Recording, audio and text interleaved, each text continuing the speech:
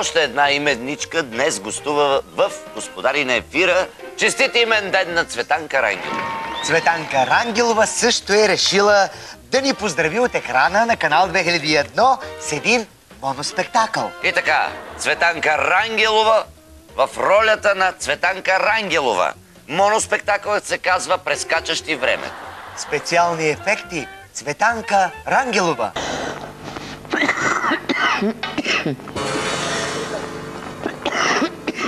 Кашлицата вече става мъчителна не само за водещата, но и за зрителите.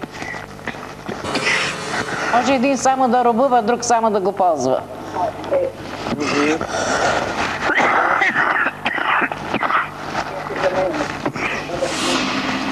Аз само искам да ви попитам...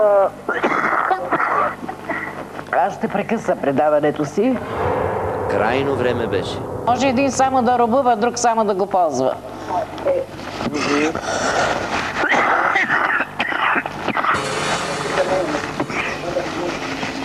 Аз само искам да ви попитам... Аз ще прекъсна предаването си.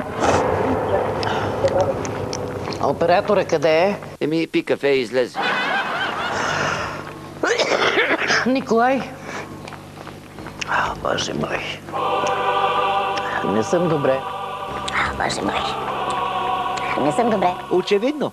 Скорошно оздравяване и до нови срещи. Ето как се излиза от такава неловка ситуация. Аз ще прекъсна предаването си. Оператора къде е? Не знаем къде е.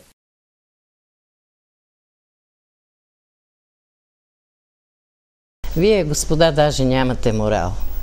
Не може на Цветница, когато аз съм поздравена минимум от 200-300 човека и не успявам с 3 телефона да поема поздравленията си, вие да ме давате като някакво си чучело, което кашля по телевизията. Уважаеми господа, аз имам 13 плевмонии, воден плеврит и силно тежнено състояние на белия дроб. И когато казвам: Николай, аз искам да се спре предаването, за да не виждате моите припадъци. На какво прилича това?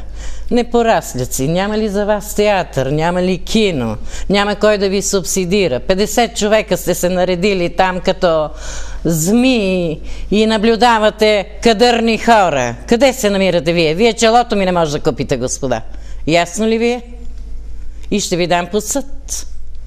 Да се подиграваш на човек, изпаднал в беда, и то на именния му ден, е морален избор. Да излъчиш тази подигравка по телевизията е продуцентски избор. Бъдете живи и здрави и нека Господ ви съди.